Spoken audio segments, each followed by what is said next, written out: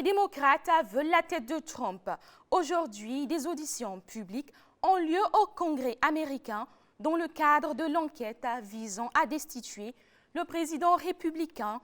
Donald Trump est soupçonné d'abus de pouvoir. Tout à l'heure, vous en saurez plus. Les Djibolais font face à une pénurie grave de carburant. Victimes d'attaques terroristes à répétition, les habitants de cette commune du Sahel burkinabé ne peuvent plus se déplacer ni en voiture ni en mobilette. Conséquence, la vie économique va au ralenti. Des précisions tout de suite. Au Mali, le scandale des aéronefs cloués au sol prend de l'ampleur. Ces 2 hélicoptères Puma achetés à la France feraient l'objet d'enquêtes. L'opposition parle de détournement à l'aide militaire. Des détails vous seront donnés dans ce journal. Bonjour et merci de suivre le 12h50 de LCA, la chaîne africaine de télévision. Je crois à une crise sans précédent dans notre système international.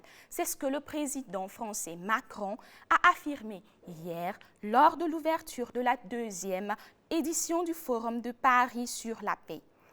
Pendant 2 jours, une trentaine de chefs d'État et de gouvernement vont s'entretenir sur la défense du multilatéralisme face à la montée des égoïsmes nationaux. Le président français Emmanuel Macron a prononcé le discours d'ouverture. Le Forum de Paris sur la paix a été créé en 2018 lors du centenaire de la Première Guerre mondiale. Au Mali, une toute autre situation prévaut. Il s'agit d'une polémique autour des conditions d'acquisition et d'entretien de 2 aéronefs Puma d'occasion obtenus en 2017. Ces 2 hélicoptères militaires ont été rachetés à la France. Un appel à témoins a été lancé en septembre par le procureur de la République en charge du pôle économique et financier de Bamako suite à l'ouverture d'une enquête judiciaire. Au sein de l'opposition malienne et de la société civile, on parle désormais d'un vaste scandale de détournement et de surfacturation autour de cette affaire. Depuis hier, 22h, le célèbre lanceur d'alerte, très actif sur Internet, aurait été enlevé par des individus non identifiés. La nouvelle fait des vagues sur la toile. Depuis ce matin, son avocat essaie d'obtenir des informations auprès des autorités en charge de la sécurité. Naïm avait la critique acerbe contre le pouvoir et contre les responsables des forces de police. En juillet 2018, Naïm avait écopé d'une peine d'emprisonnement ferme de 2 mois pour incitation de troubles à l'ordre public. Notre reporter Gildas Da a pu joindre un de ses proches, Aziz Bado, donne des précisions sur les circonstances dans lesquelles l'activiste a été enlevé. On peut dire que c'est une disparition mystérieuse parce que hier autour de 22h, des individus qu'on pourrait qualifier de non identifiés ont fait irruption à son domicile, ils l'ont menotté, ils sont partis avec lui. Donc on peut qualifier ça bien sûr d'un enlèvement. Des informations que nous avions eues hier nuit, c'était de sa présence au niveau du commissariat central, où très rapidement son avocat s'est déporté autour de 22h passées. Il lui a été notifié que ce n'était pas le cas. Maintenant, des dernières informations que nous aurions eues ce matin, il se pourrait qu'il se retrouve au niveau des renseignements généraux, où nous n'en savons rien.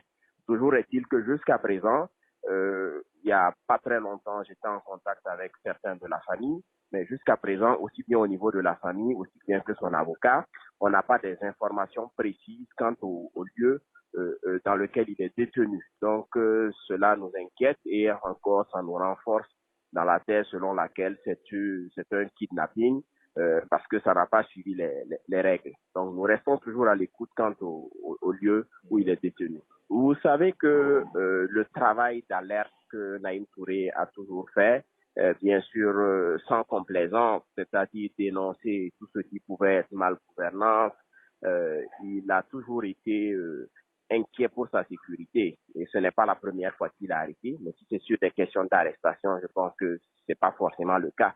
Mais par rapport à son intégrité physique, il en était de plus en plus inquiet parce que sur beaucoup de dossiers, il a quand même apporté certains éléments d'éclaircissement, bien sûr, qui peuvent mettre à mal certains dirigeants ou certains gouvernants. Donc, il a toujours eu des inquiétudes vis-à-vis de sa sécurité. Aziz Dabo, un proche de Naïm Touré, était au téléphone avec notre reporter Gildas Dar. Nous reviendrons sur cette affaire Naïm Touré dans nos prochaines éditions. À Djibo, une localité située au nord du Burkina, le carburant manque à la pompe. Le litre d'essence se négocie au marché noir entre 2 000 et 3 000 francs CFA. Cette flambée des prix se justifie par des difficultés d'approvisionnement du fait de l'insécurité. Une pénurie qui éprouve durement les populations et les services.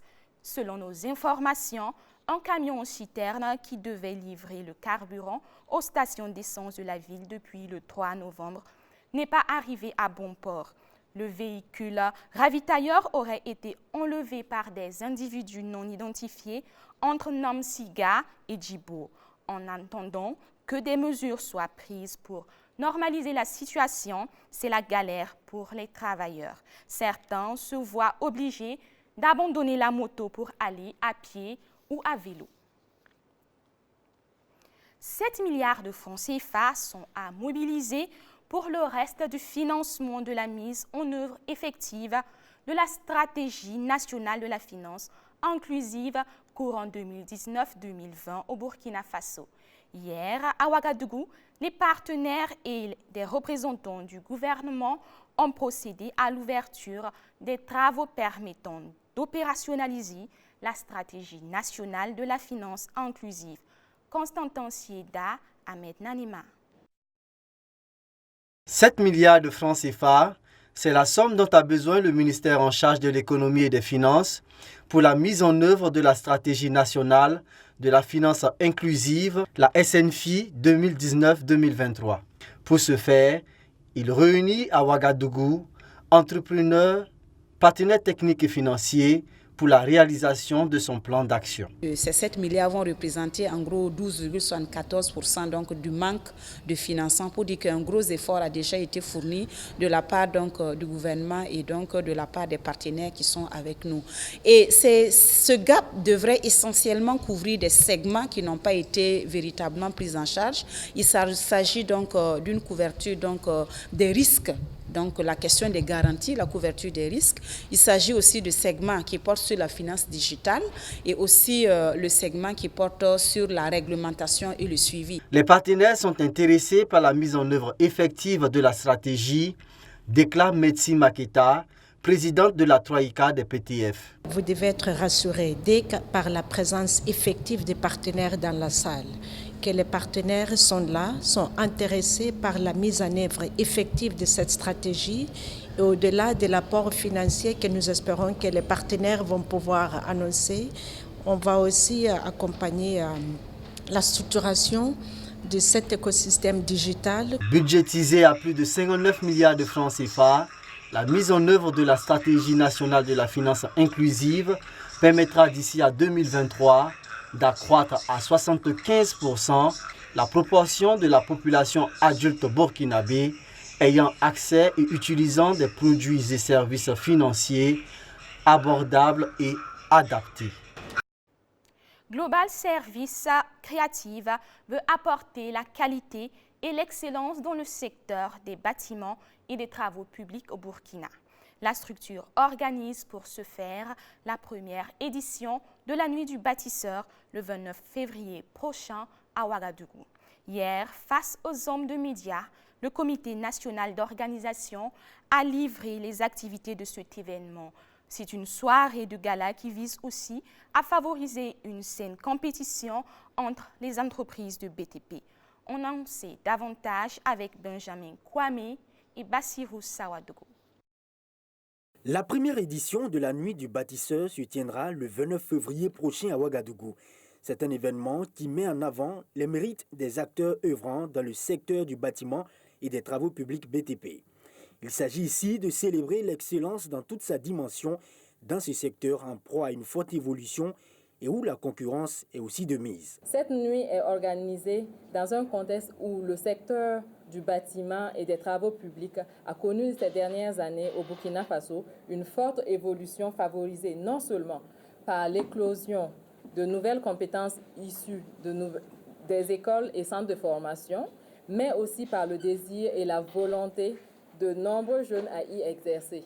Le secteur des BTP au Burkina Faso est certes en plein essor, mais la rude concurrence amène souvent certains acteurs à tomber dans la corruption et dans l'exécution des mauvais contrats, ce qui crée des effondrements dans des villes et communes. Le comité d'organisation donne le ton à travers la nuit du bâtisseur aux acteurs de bien s'illustrer dans leur secteur.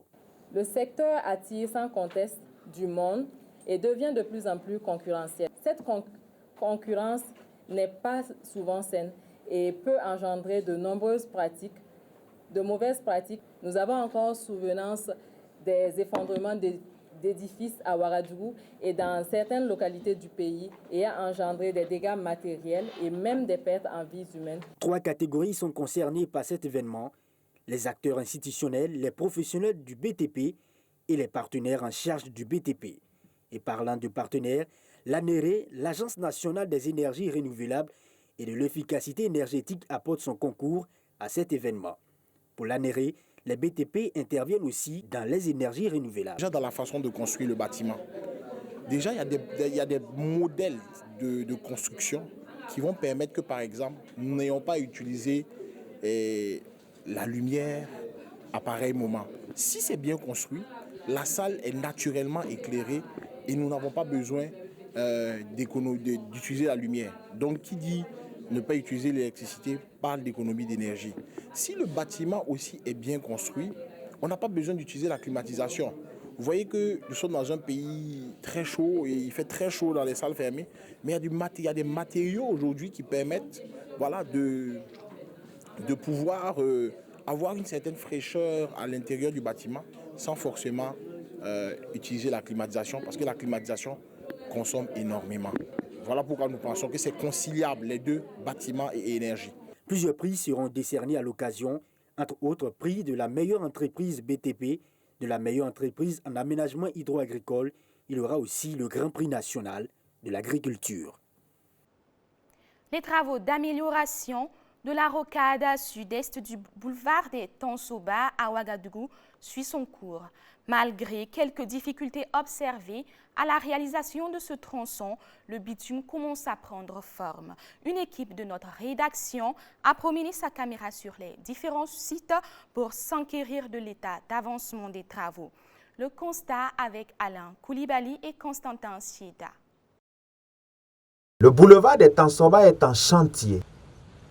Entre vrombissement de camions, coups de pelle et manutention de nivelleuses, ouvriers et chauffeurs s'affairent pour respecter les délais. À vue d'œil, les travaux avancent. Le terre-plein et les chaussées prennent peu à peu forme. Les caniveaux et les gros œufs se dessinent progressivement. Pour l'entreprise en charge du suivi, il n'y a aucun doute. Le projet d'amélioration de la rocade sud-est du boulevard des Tansoba suit son cours. Comme vous voyez, on a bien avancé jusqu'au niveau de couche de base. Donc d'ici 2 mois, 3 mois, vous allez voir des goudrons surface. Et puis on a partagé en 3 zones. Ici c'est zone 1. Donc vous attendez encore des avancements de travaux, zone 2 à 3, après quelques temps. Seul bémol du chantier, les zones 2 et 3 allant de la voie jouxtant de Siao à l'échangeur de l'Est peinent à démarrer. Sur ce point, les premiers responsables déplorent quelques obstacles naturels et techniques qui freinent à ce niveau l'avancement des travaux. Mais qu'à cela ne tienne, le délai prévu pour fin 2021 sera respecté. La réalisation d'une telle œuvre ne laisse pas les riverains indifférents. Chacun y va de son analyse. En tout cas, c'est bien, parce que ça fait l'évolution du pays. Voilà, donc on est content aussi. Mais actuellement, il n'y a pas le marché. Parce que souvent, même les clients, même pour traverser, là, c'est tout un problème. Et puis encore, le marché est moins. Parce que tant que la route là ne finit pas là, c'est un peu difficile. Il y a d'autres qui viennent par là. Pour passer là, c'est difficile. Eux, ils vont aller tourner de l'autre côté là-bas. C'est bien, c'est pas mal. C'est un plus pour la nation. Et ça va beaucoup nous aider à éviter aussi la poussière, un peu les trous, tout ça. Difficulté, l'embouteillage. Surtout quand on a l'embouteillage, la fumée, ça dérange beaucoup. Mais bon, on fait avec. Bon, on peut dire que ça traîne un peu, mais ça progresse quand même. Bon, oui, il y a des difficultés, mais bon, puisqu'on comprend, c'est normal. Comme c'est la construction, là, ne peut pas être aussi facile. Là. En tout cas, les gens sont gentils, ils travaillent bien. Bon, ce sont nous-mêmes qui est compliqué. Parce que la circulation, tu as vu comment ils ont fait, non? Ce n'est pas beaucoup de gens qui font une route typique qui font ce genre de choses-là. Donc, c'est différent. Et ça, normalement, c'est nous-mêmes qui doivent comprendre pour bien circuler. Mais regarde, si les étrangers viennent, ils arrivent là, ils s'arrêtent au milieu pour regarder les passages, comment les gens circulent, pour pouvoir. Mais si c'est nous là, on fonce seulement. Et ce n'est pas normal. Pour améliorer ça, il faut aider, il faut que la sécurité sorte souvent pour parler avec les gens, ou bien on parle à la télé pour sensibiliser les gens, pour que les gens ne soient pas compliqués au moins. C'est en juillet 2019 qu'a été lancé le projet d'amélioration de la rocade sud-est de la ville de Ouagadougou par le président du Faso. À terme, ce projet permettra de désengorger cet axe qui relie l'échangeur de l'Est à celle de Ouaga 2000. Pour l'heure, il faudra aux usagers et aux riverains d'user de patience d'ici à décembre 2021. Une mascarade, c'est ainsi que Donald Trump qualifie la procédure de destitution entamée contre sa personne. Les démocrates, majoritaires à la Chambre des représentants, sont en train de mettre sur pied un dossier de mise en accusation contre le président américain. Les résultats de cette enquête pourraient le mener à la destitution. Avec les autorités publiques qui commencent aujourd'hui, avec les auditions publiques qui commencent aujourd'hui même, la bataille s'intensifie entre les deux parties. La suite dans nos prochaines éditions. En Bolivie, c'est une femme qui va diriger le pays après la chute de Evo Morales. Elle s'appelle Janine Áñez. Elle était jusque-là la deuxième vice-présidente du Sénat. La sénatrice s'est proclamée présidente par intérim, bien qu'elle n'ait pas réuni le quorum requis pour être élue au Sénat. Les élus pro-Morales ont en effet boycotté le vote. Le président déchu qualifie de coup d'État cette succession à la tête de la Bolivie depuis le Mexique où il a trouvé asile. Ainsi s'achève votre journal. On se retrouve demain, toujours à la même heure. D'ici là, restez en compagnie des programmes de LCA, la chaîne africaine de télévision.